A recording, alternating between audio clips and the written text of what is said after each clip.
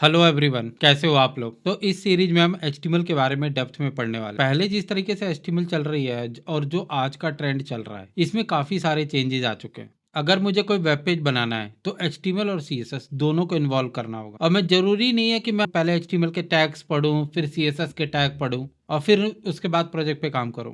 इस सीरीज के अंदर मैं 3 तरह के प्रोजेक्ट क्लियर करूंगा। इस पहले प्रोजेक्ट में मैं एक सिंपल बेसिक वेब पेज है जिसका मैं HTML बनाऊंगा। जब हम किसी कंपनी में काम करते हैं तो हमें फिग्मा मिलता है और उस फिग्मा के अकॉर्डिंग ही हमें HTML को कन्वर्ट करना होता है। तो चलिए हम वीडियो को स्टार्ट करते हैं। ये देखिए, मेरे पास एक ये टूल का डिजाइन है। पहले काम करते हैं, ये सिंपल सेक्शन ये बना लेते हैं, ये टूल लुब्रिकेंट का सेक्शन।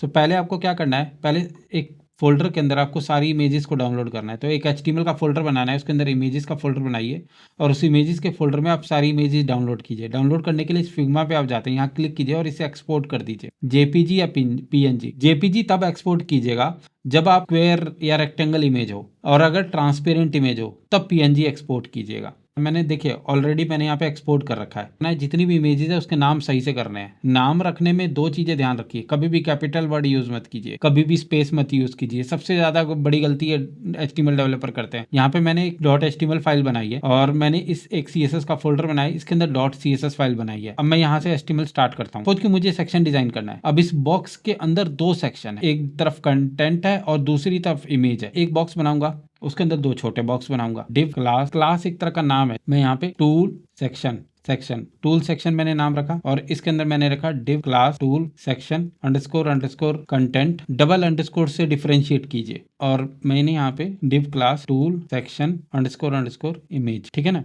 मैंने ये 2 नाम रख दिए इसके अंदर। देखिए HTML के अंदर H1 H2 H6 तक 6 एडिंग होती है। H1 का इस्तेमाल एक बार होता है एक पेज, पहले हम H2 का इस्तेमाल करते हैं। यहाँ पे H2 करते हैं, इसके लिए हम H3 करते हैं। पैराग्राफ के लिए आपको P टैग का इस्तेमाल करना है। मैं यहाँ पे कॉपी करता हूँ, यहाँ पे मैं इसको H2 में डाल देता हूँ। उसके बाद में मैं इस सेक्शन को H3 टैग में डाल देता हूँ और फिर इस वाले सेक्शन को पैराग्राफ टैग में डाल देता हूँ। मैंने इसे पैराग्राफ टैग में डाल। मेरे पास ये देखिए बटन है, इसको रखना है एंकर टैग, क्योंकि ये एक लिंक है। इस पे मैं एंकर टैग href मैं यूज करता हूँ लिंक के लिए, और मैं इसके अंदर लर्न मोर का ही लग, ठीक है ना।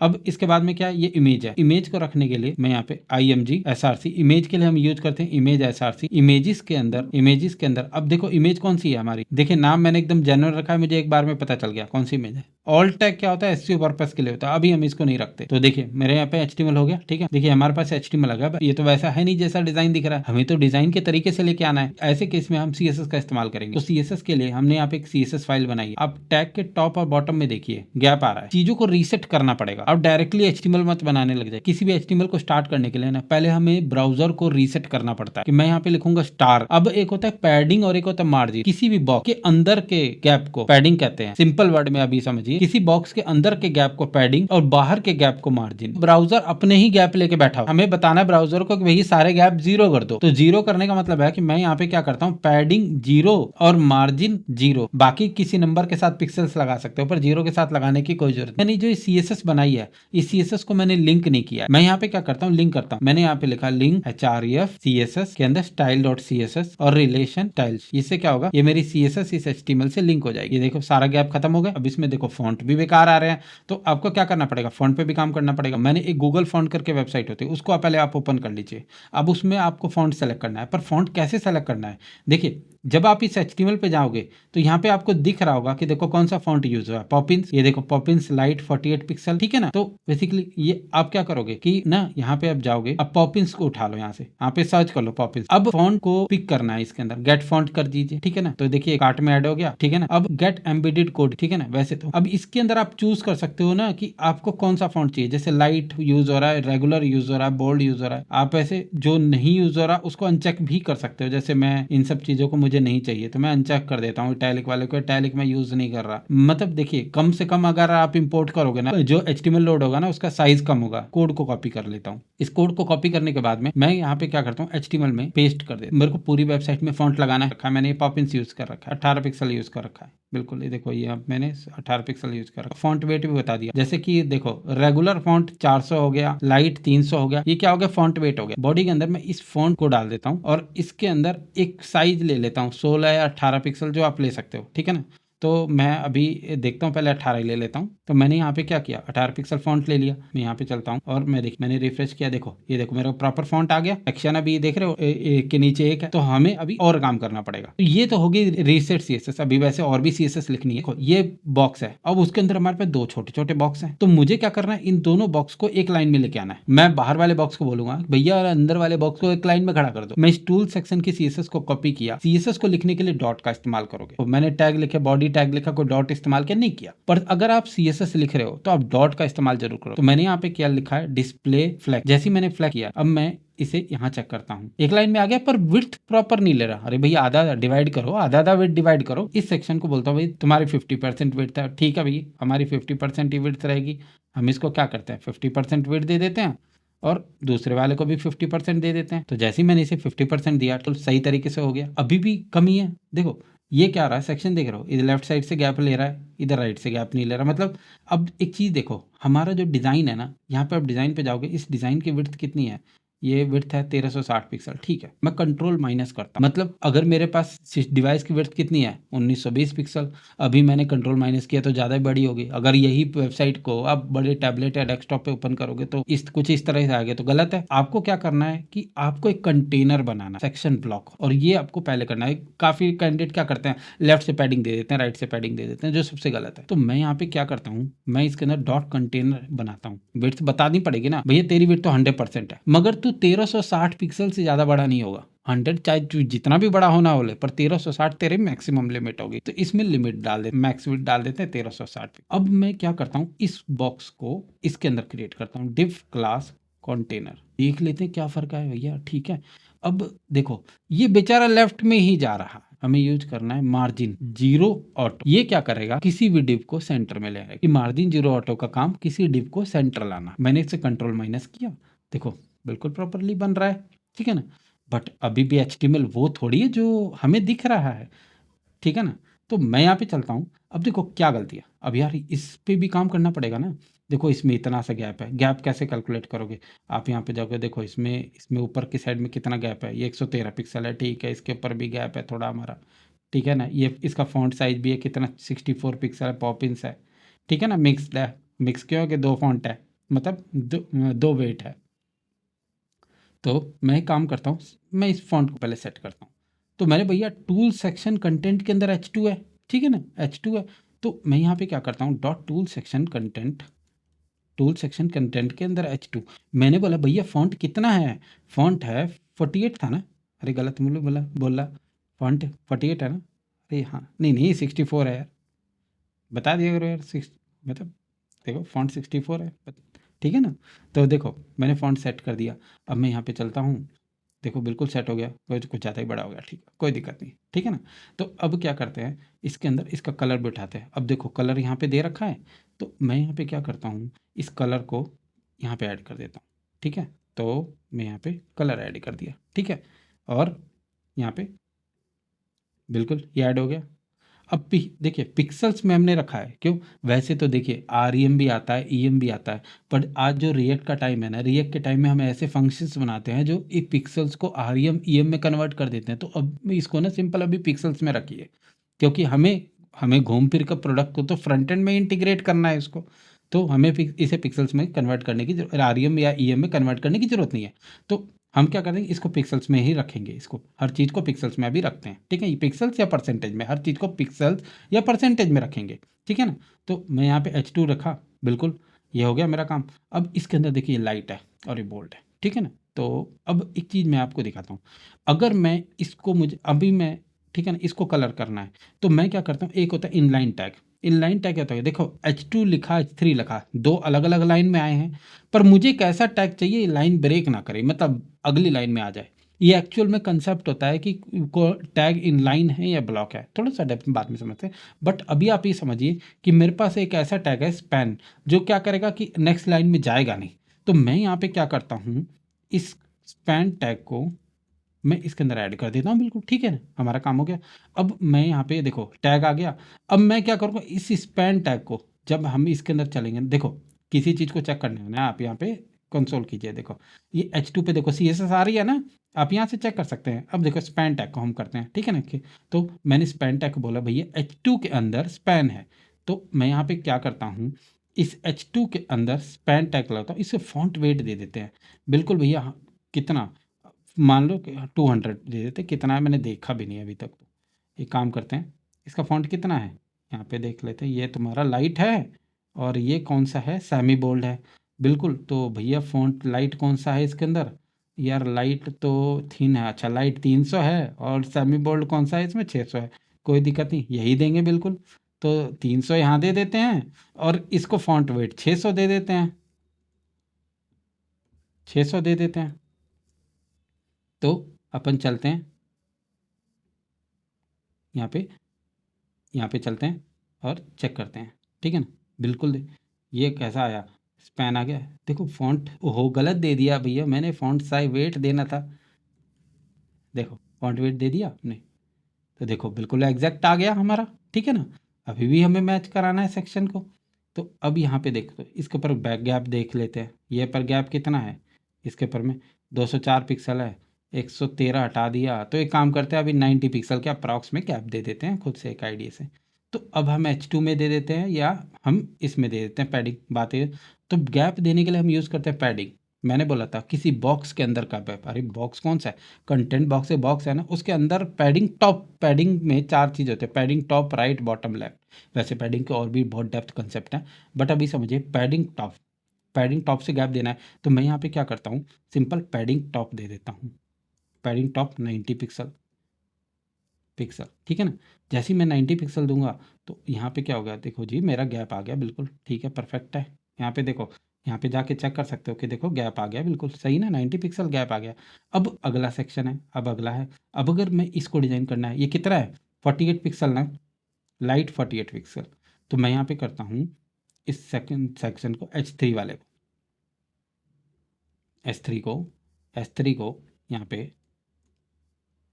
48 पिक्सल और लाइट, लाइट यानी 300, ठीक है ना। और कलर कौन सा है, एक कलर उठा लेना यार, ब्लैक ही है। तो एक काम करते हैं, डिफ़ॉल्ट कलर भी ब्लैक ही सेट कर देते हैं, मतलब पूरी वेबसाइट में ब्लैक कलर का ही फ़ॉन्ट है। एक डिफ़ॉल्ट कलर आप सेट कर दोगे ना, मतलब ठीक है कि अगर ये वाला फ़ॉन्ट आता है तो डिफ़ॉल्ट कलर उठा दे, नहीं तो चेंज तो कर रहा ही हूँ मैं। तो मैंने यहाँ पे S3 लिखा, तो मैंने यहाँ पे क्या किया, देखो मेरे को प्रॉपर आ गया मेरा।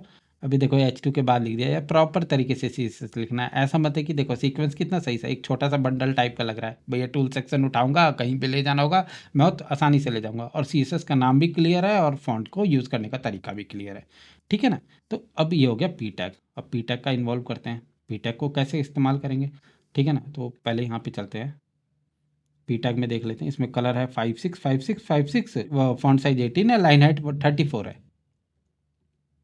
तो लाइन हाइट 34, देखो 18 टू या 36, यानी कॉमन सी बात है कि लाइन हाइट फॉन्ट साइज का 2 टाइम से कम है।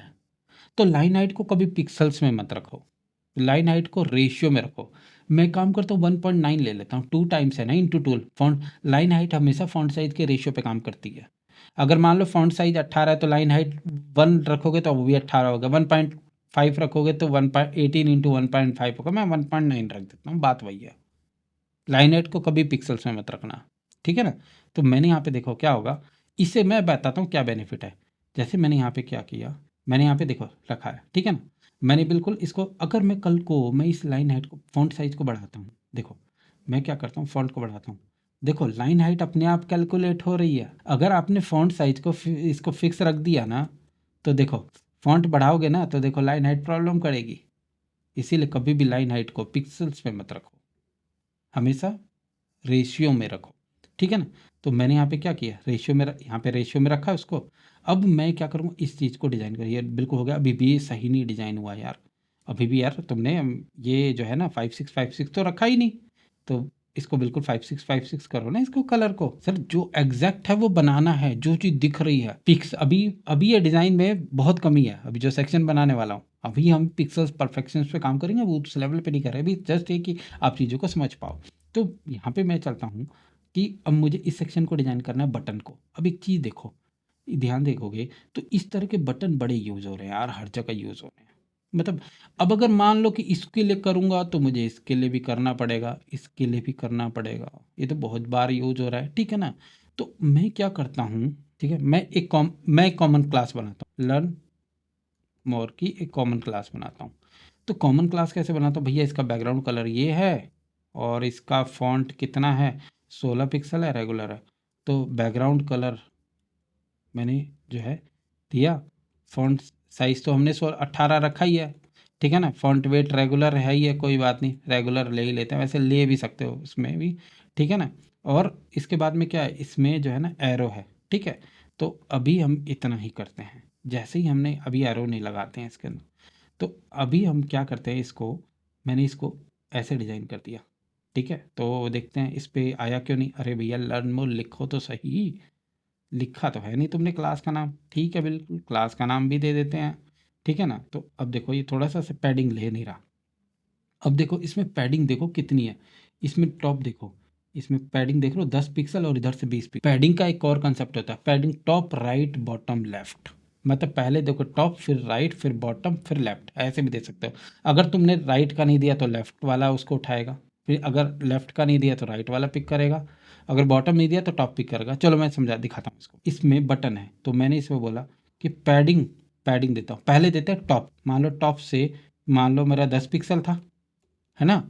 राइट से 20 पिक्सल, यहाँ से फिर टॉप राइट, फिर बॉटम से 10 पिक्सल, है ना? और लेफ्ट से 20 पिक्सल, 20 पिक्सल है ना? ये मैंने यहाँ पे बिल्कुल ऐसे दे दिया पैडिंग को। तो मैं यहाँ पे देखो, ध्यान से देखो, यहाँ पे क्या करता हूँ, बिल्कुल पैडिंग आ गई। अब एक चीज़ देखो यार, यहाँ पे इसका आउटपुट क्या आ रहा है, मैं तुम्हें समझ में आएगा, ठीक है ना? मैं क्या करता हूँ, इसमें से ये 20 हटाता हूँ, 20 पिक्सल हटाता हूँ। तो ये देखो, ये यहाँ पे देखोगे ना इस तरीके से, तो यहाँ पे देखो इस 20 पिक्सल में लेफ्ट और राइट फिर भी 20 ले रहा है, क्यों? क्योंकि ये वाला ये यहाँ वाला हटा दिया ना मैंने ना, ये वाला अपने आप इधर सामने वाला पिक कर लेगा। अगर मैंने इसको हटा दिया, इसको हटा दिया, तो देखो नीचे वाला ऊपर वाले का पिक कर लेगा, ऊपर वाले के 10 पिक्सल पर हटा दिया। अगर मैं इसको भी हटा दूँ तो देखो चारों तरफ, यही तो कंसेप्ट होता है पैडिंग का। मैंने यहाँ 20 पिक्सल किया और मैं देखो 8 पिक्सल करूँगा, ध्यान से देखो इसको, तो देखो टॉप राइट, है ना? अब 20 पिक्सल नीचे 8 लिया, है ना? और फिर इधर ये सामने वाला, इधर आमने सामने वाला उठा लिया 20 पिक्सल। तो ये होती है शॉर्टकट तरीका पैडिंग। इसी तरीके से मार्जिन भी लिखा जाता है। अभी तो हम पैडिंग पे काम कर रहे हैं, तो देखो हमारा ये क्या हो गया, पैडिंग में ये लर्न मोर यूज़ हो गया, ठीक है ना? ठीक है। अब देखो यार, ये ना इसके ऊपर आ रहा है, एंकर टैग एक इनलाइन एलिमेंट होते हैं। देखो इनलाइन एलिमेंट क्या होता है, प्रॉपर हाइट नहीं ले पाता है, पैडिंग में ढंग से काम नहीं करती है। इसलिए जितने भी इनलाइन एलिमेंट है, अगर उसके अंदर आपको पैडिंग देनी है तो आपको उसको इनलाइन ब्लॉक या ब्लॉक बनाना, ठीक है ना? तो हम इसे ब्लॉक बनाएंगे तो पूरी विड्थ कवर कर लेगा। तो हम क्या करते हैं, इसको हम यहाँ पे एक तो इसमें से ये हटा देते हैं, फालतू जरूरत ही नहीं लिखने की है, तो मैंने आपको समझा दिया। हम इसको डिस्प्ले इनलाइन ब्लॉक बना देते हैं। जैसे ही मैं इसको डिस्प्ले इनलाइन ब्लॉक बनाऊंगा, ये मेरा प्रॉपर देखो काम कर रहा है ना। अब इसके अंदर देखो एंकर टैग दिया है, तो भैया इनलाइन भी इसमें वो भी आएगा, तो मैं अंडरलाइन भी आएगा। तो मैं यहाँ पे क्या करता हूँ, इसको इसमें टैग डेकोरेशन नन कर देता हूँ, ठीक है ना?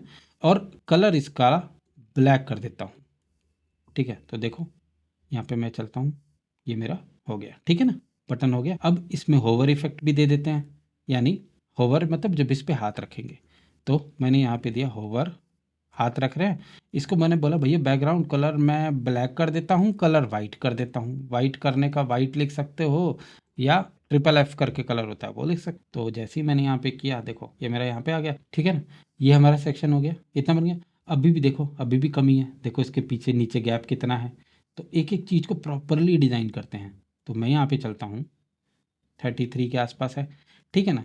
तो अब देखो, अब हर ज़रूरी थोड़ी है कि हर जगह 33 ही है। हमें क्या करें यार, गैप को हर एक के लिए अलग अलग रखना पड़ेगा। मैंने वो CSS कॉमन बनाई है कि बार बार मैं उसको यूज कर, बट मैं क्या करता हूँ, एक काम करता हूँ, इसको मैं गैप देना है थोड़ा सा, मैं इसको इसमें भी गैप, इसमें भी क्लास जोड़ सकता हूँ चाहूँ तो। पर मैं एक काम करता हूँ, div class tool section underscore link, ठीक है ना? इसके अंदर मैं डाल देता हूँ। अब इस लिंक को मैं गैप दे देता हूँ, टूल सेक्शन पैडिंग 33 पिक्सल, क्योंकि ये गैप सब जगह तो जाएगा नहीं, बाकी चीज़ें तो एकदम कॉमन रहेंगी। तो यहाँ पे बिल्कुल मेरा ये हो गया।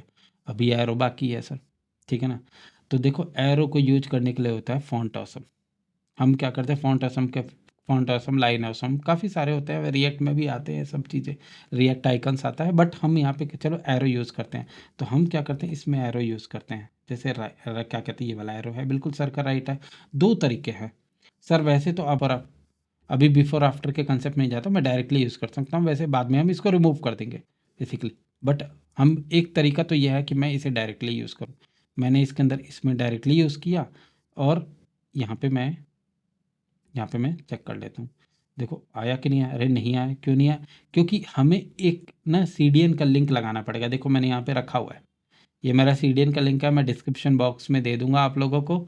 तो आप क्या करोगे, इस CDN के लिंक को यहाँ पे लगा दोगे, डायरेक्ट फॉन्ट के साथ भी कनेक्ट कर सकते हो, बाद में देख लेंगे, फिलहाल अभी CDN का लिंक लगा दो, ठीक है ना। तो यहाँ पे मैं गया, देखो ये मेरा आ गया, तो देखिए ये मेरा बिल्कुल एकदम एग्जैक्ट आ गया, हो गया ऑलमोस्ट हमारा मैच कर गया। पर देखिए अभी प्रोफेशनल लेवल पे उतना मैच नहीं किया है, बट एक एग्जैक्ट काफ़ी हद तक हमारा मैच कर गया बेसिकली। अभी हम इसे और भी इम्प्रूव कर सकते हैं, हम बाद के सीरीज में समझेंगे कि कैसे इम्प्रूव करना है। तो चलिए अब एक सेक्शन, हमने ये सेक्शन बना लिया, ठीक है ना। अब एक सेक्शन हम और बनाते हैं, अब इस सेक्शन को अब नेक्स्ट सेक्शन बनाना है, ये मैंने बना लिया, एक सेक्शन हो गया मेरा, ठीक है ना। अब फिर से मैं भैया मेरे को कंटेनर स्टार्ट कर लेता हूँ, क्लास कंटेनर स्टार्ट किया।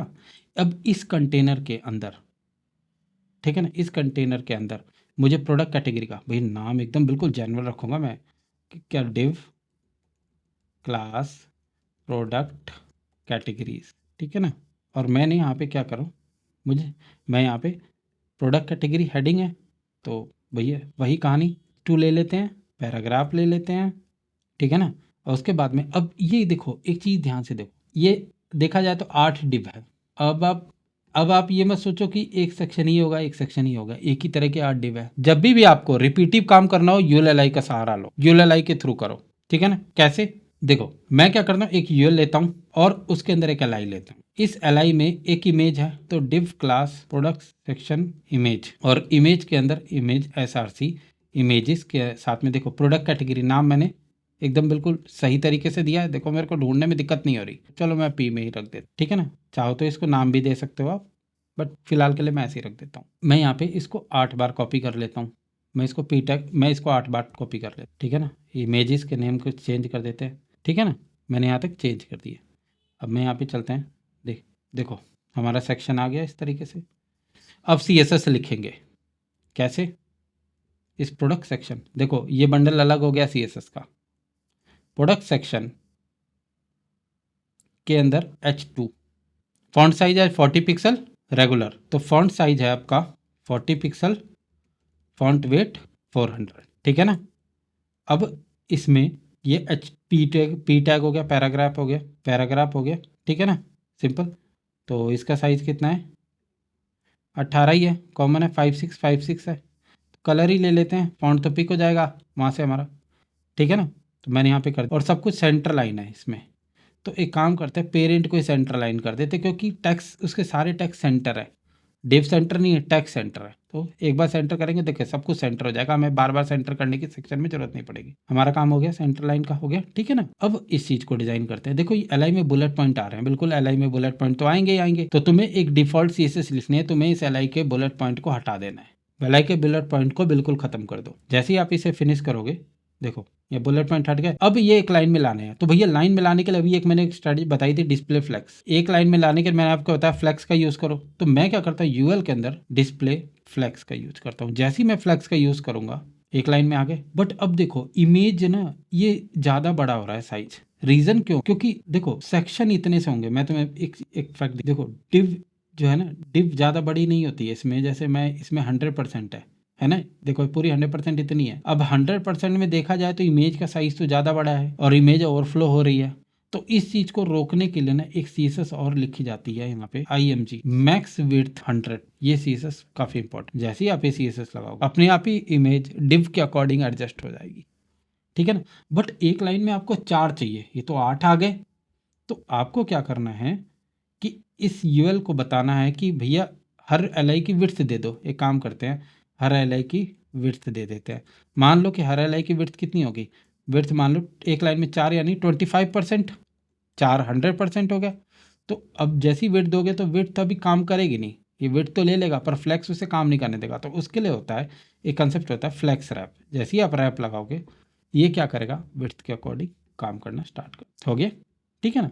अब हम क्या करते हैं, इसमें गैप का गैप कितना, देखो इसके ऊपर गैप कितना है, यहाँ पे मैं गैप 38 पिक्सल, इसमें कितना है 30 पिक्सल है, ठीक है कोई दिक्कत नहीं। हम क्या करते हैं इसमें पैडिंग टॉप से यूज़ कर लेते हैं। तो जैसे ही मैंने इसे यूज़ किया ये मेरा 38 पिक्सल हो गया। और मैं यहाँ पे क्या करता हूँ, अब मैं इसको डिज़ाइन कर लेता हूँ, ये कलर है ठीक है ना।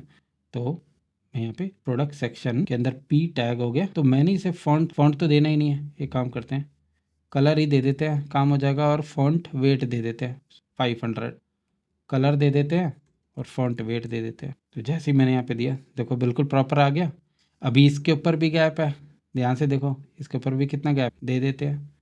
तो पैडिंग टॉप बिल्कुल एडजस्ट हो गया, ठीक है ना। अभी इसके ऊपर कितना है, ये 5 पिक्सल का गैप दे देते हैं, गैप एडजस्ट हो गया, ठीक है ना। यहाँ तक तो ये हमारा हो गया अभी फ़िलहाल के लिए, काफ़ी हद तक तो ठीक है। अब इसमें गैप, इनके बीच में भी गैप है 30 पिक्सल का, तो गैप यहाँ पे दे देते हैं 30 पिक्सल का। तो यहाँ पे मैं गया, अब एक लाइन में आ गया 30 पिक्सल। अब देखिए यहाँ गड़बड़ है, देखिए इधर भी गैप है 30, इधर भी गैप है और हमारा इधर भी गैप है, ठीक है ना। तो हम क्या करते हैं, पहले एक काम करें, इसमें 30 पिक्सल का गैप है बिल्कुल ठीक है ना। तो इसके में 30 पिक्सल का गैप है, मान के चलते हैं कि जो गैप होगा ना परसेंटेज में पहले कैलकुलेट करते हैं। एक मान के चलते हैं हर एक की विड्थ 24, एक रफ आइडिया लगाते हैं, वैसे हम इसको कैलकुलेट भी कर सकते हैं। और तीनों के बीच में टोटल कितने हो गए 96%, बचे कितने 4%, यानी तीनों के बीच में 4% डिवाइड होगा, यानी 1.33%, 1.33%। मैंने यहाँ पे क्या किया, जैसे ही मैंने इसको सेट किया, जैसे ही मैंने इसे सेट किया ये मेरा सेट हो गया, समझ में आ गया, एकदम बिल्कुल प्रॉपर कैलकुलेशन। अब नीचे आइए मोर प्रोडक्ट वाला, ठीक है ना। यहाँ पे मैं गया एक यहाँ पे div class product section link, और इसके अंदर हम इस एंकर टैग, देखो मैंने ये एंकर टैग बनाया था ना ये वाला, इस एंकर टैग को